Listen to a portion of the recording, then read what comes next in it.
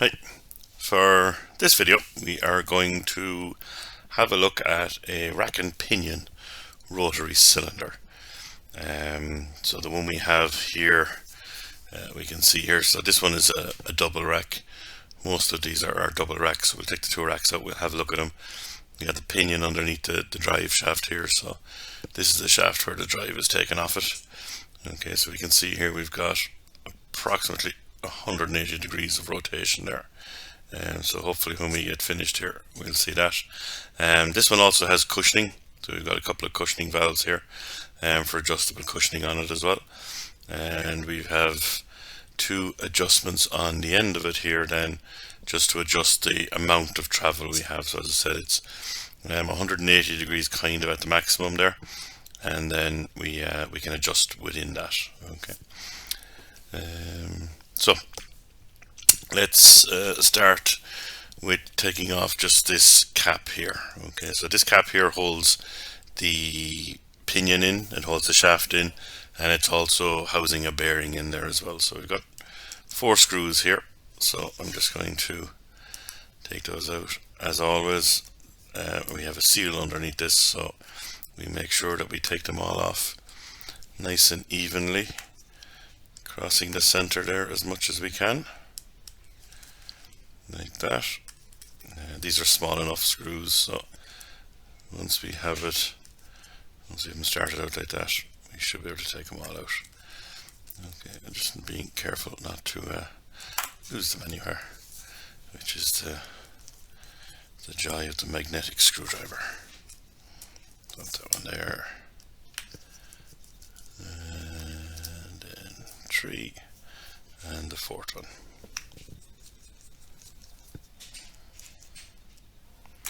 Just like that. So there's the 4 of them. Okay, now with that done, I can grab the shaft here, give it a little bit of a wiggle and a shake, and it'll pop out. Okay. Sorry, just pop that back down there. So what do we have here? So in the shaft we have the keyway and the key. So we just see the key may or may not want to come out, so we'll just grab it here and see.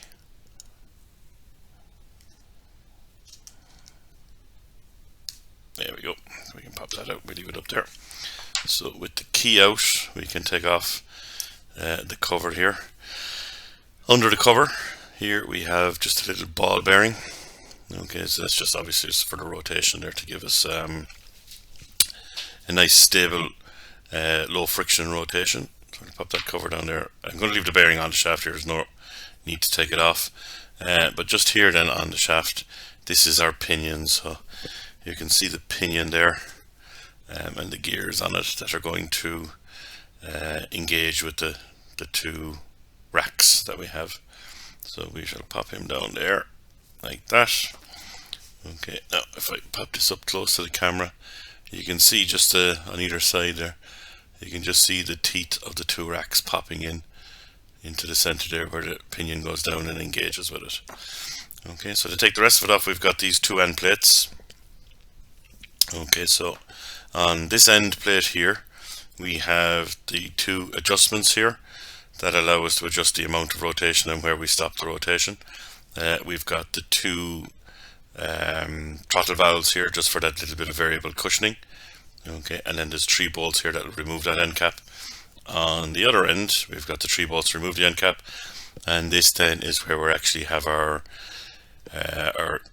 ports for either side of the piston to operate. So this side here, we'll pop that off first. Again, there's a couple of O-rings underneath this here. These in this particular case they're very small and delicate, so again we'll just be careful to back off all these screws nice and evenly around it, so that we don't put any particular strain on any particular side of the O-ring. Okay, and then when we get them loose, we can back them all off, just like that.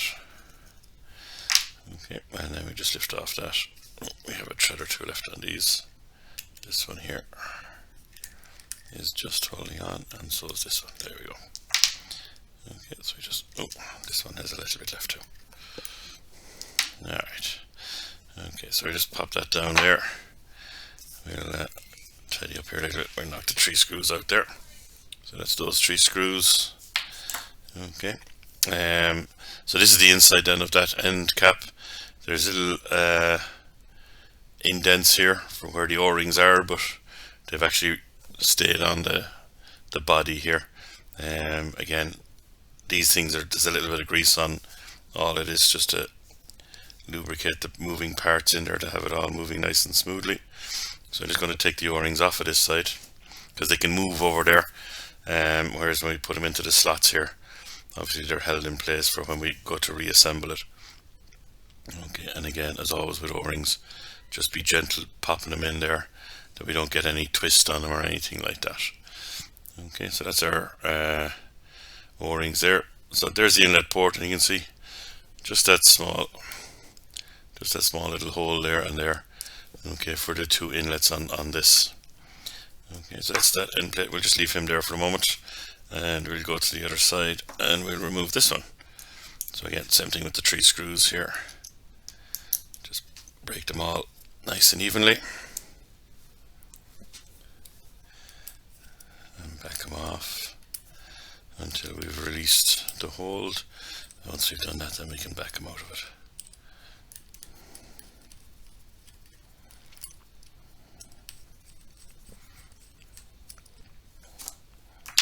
Alright, let me just lift that off. Okay, managed to get all the screws out this time. We'll turn them up, we'll store them this side. They're the same either end, so it doesn't really matter.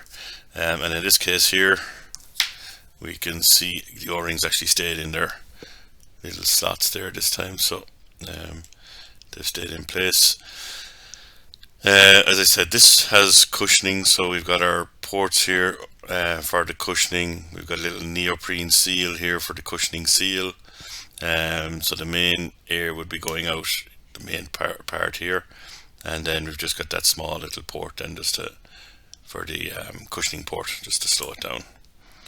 Okay, we'll pop that on this side here. Okay, and then all we have left then is the actual 2 racks themselves. So I'll just pop the 2 of them out the same end here. So we just pop that one out there, and we'll pop that one out there as well. Okay, so the 2 of these are pretty much identical, but opposite. Okay, we put the body here like that. Okay, so there's our 2 racks. So you can see the teeth just along the rack here. Okay, for engaging with the pinion. We've got the 2 white rings here. There, as always, are guide rings. And again, we'll find a break in them if we go around them. Okay, and then kind of hard to see it there, but there is just here and just here. There are 2 O-rings there to create the seals on those. Okay, this piece at this end here, that's for the cushioning. So he's engaged up this side here. So again, he just engages with that seal there, and then that small volume that's left goes out through the smaller port that's there. All right. And then the last piece that we have on this one here has a magnet in it to set up for sensors on the outside. Okay, so there are the parts. I just turn this, just get these orientated slightly the right direction so we can see what we have, the body and the end cap here. Okay, the orientation of the 2 rods there is obviously important because that cushioning dowel there has to engage obviously at this end here, and we'll go through putting it back together and the setup of putting it back together, and I'll show you how to align it and how we can make some adjustments on it then for positioning and that kind of thing. Okay, the body itself, not a lot to see on the body here. Just down the bottom of the body, if we get the right angle on it, there is another ball bearing down the bottom of it there, the same as the one we have on the shaft here for up the top. Okay, he's just pushed down in there, so if you could get in behind him here and pop him back out.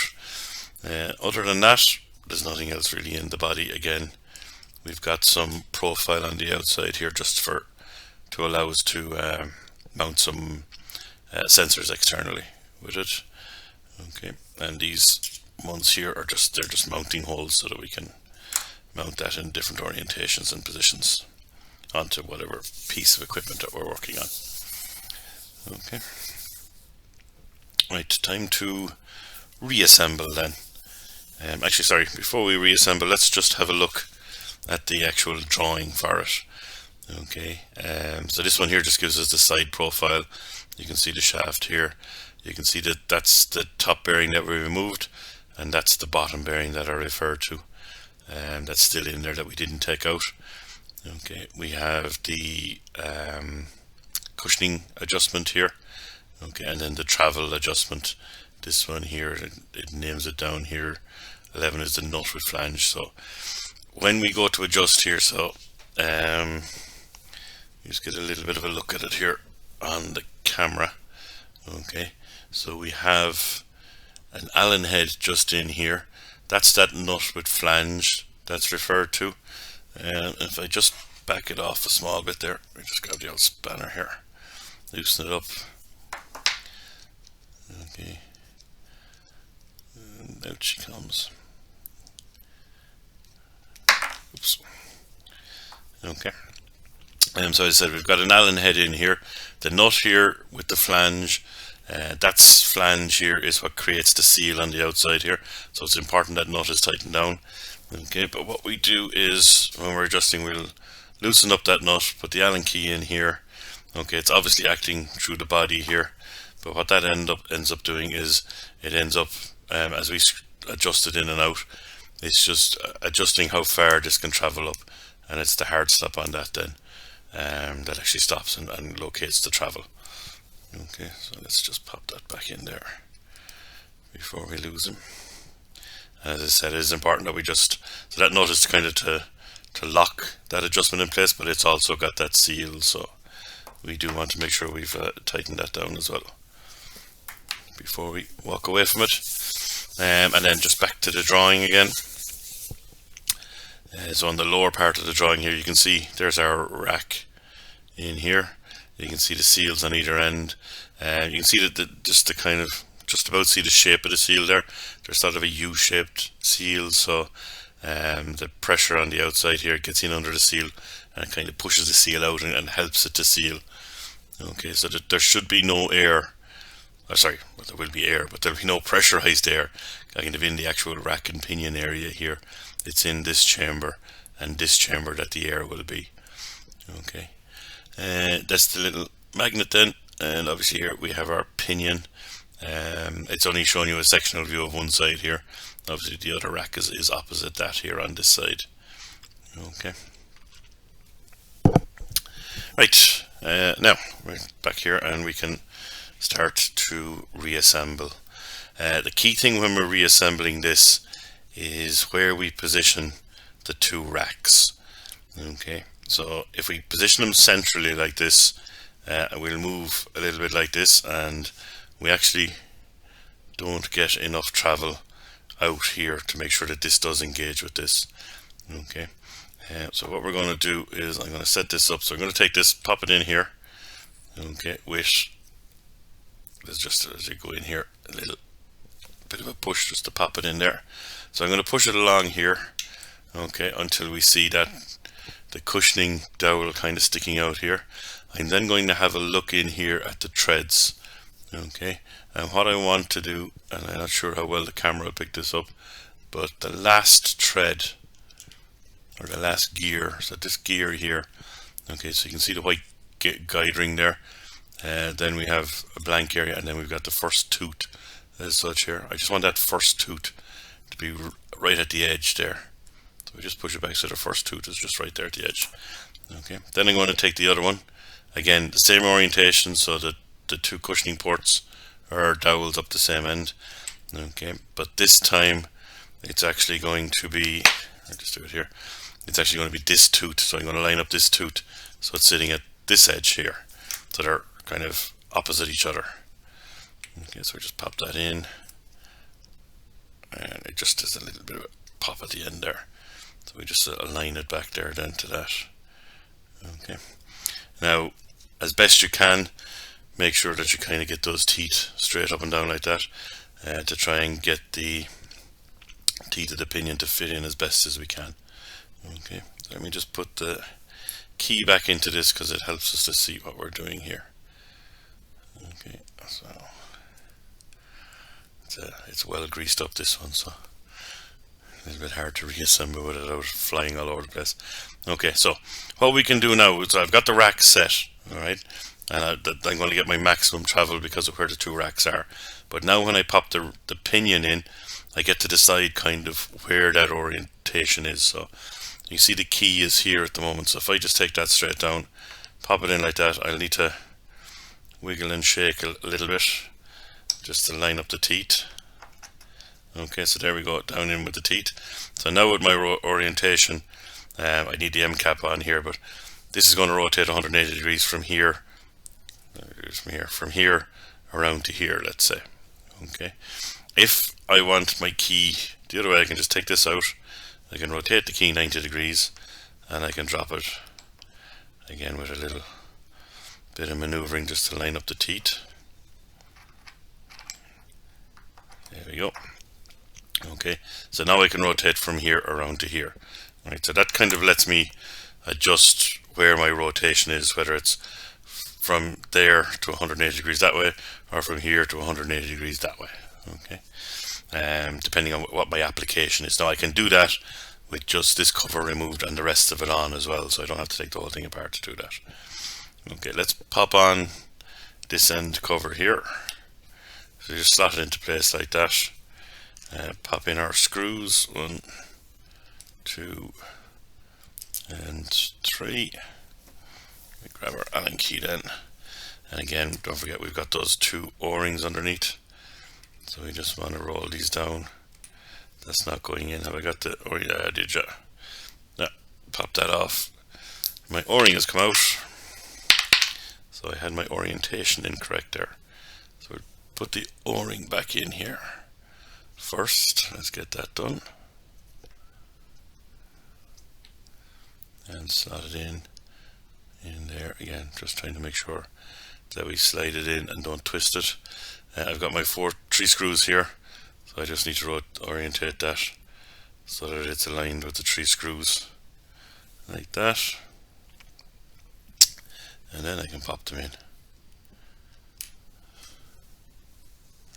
So the 3 screws does mean that we can only orientate it in one direction, obviously.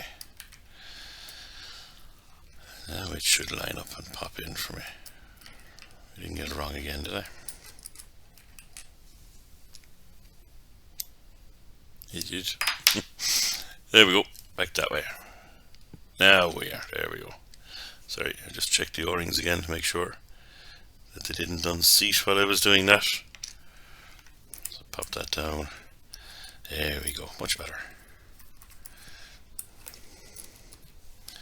Okay, again, I'm bringing those screws down nice and evenly so that we don't pinch one side of the O-ring. Alright, and then when we're down, just another 1/8 of a turn or 1/4 of a turn is enough to get the seal on it like that. Okay, so that's that end cap. We'll just swap over here and we'll go straight for the other end cap. So check the O-rings, make sure they look okay. Check the orientation of the 3 screws. Pop it on, and then pop in my 3 screws.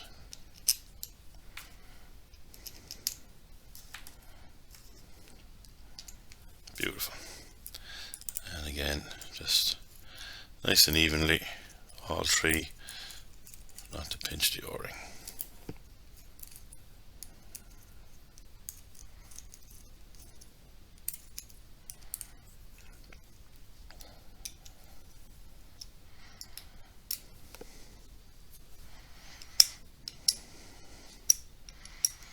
Just check.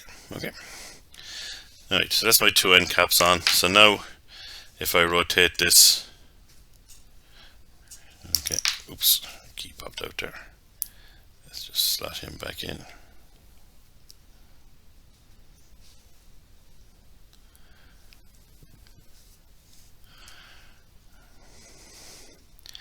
They can be tight sometimes, those keys just popping in. He's not quite in there, but he's okay for the moment. So as I said, you can have it here. So I've got 180 degrees of rotation from here around to there. Okay. If I want to, I can take this up. Okay, I can rotate it out of when the pinion is disengaged from the racks. Okay, and then just reseat it.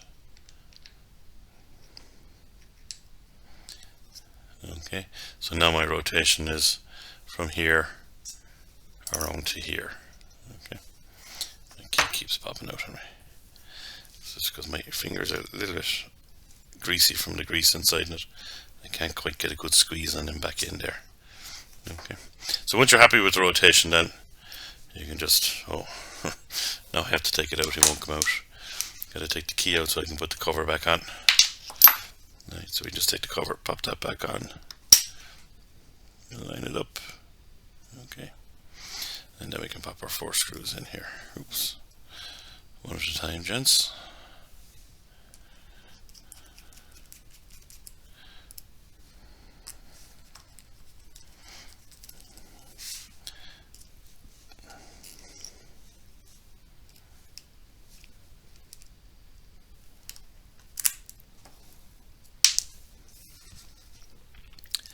There's always one that misbehaves.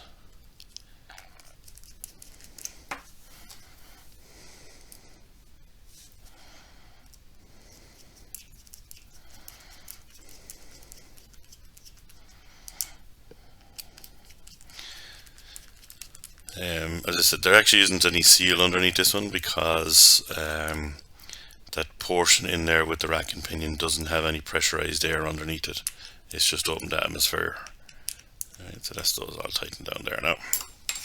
Alright, and then as I said, these are your adjustments here. So let's try and pop that key back in again, just because he'll help us see what's going on here. So if I rotate this in that direction, I've pushed this rack up here. Okay, and if I try and make an adjustment here, so the way to do this is put your spanner on, loosen the nut. Okay, now I'm going to put it back down there. Use the spanner to hold the nut there because we don't want the nut to move, we want this to move. So as I twist the Allen head here, this should be pushed back by the adjustment head inside. That might take a turn or two just to get it going here, just to make contact. But there you can see it just rotating back there now. Okay, because I'm touching off it with this. Okay, and as I said, the screw here is just pushing up against that cushioning bolt. So once you've it set to the position you want, then you can hold this one. Okay, and then hold that one, and then just tighten the nut back down like that, just to make sure we have that seal redone here. Okay, and there we go. So now we won't quite have the 180 degrees of rotation now because we've reduced it here on this side, and we can do the same on this side because as we rotate in this direction here, we're moving this rack up here, so we can do the hard stop on this side here, and we can bring the amount of rotation down to something smaller there if we want to. Okay, that's just built internally into this. So that is our, I suppose we would call it a double acting rotary cylinder rack and pinion type.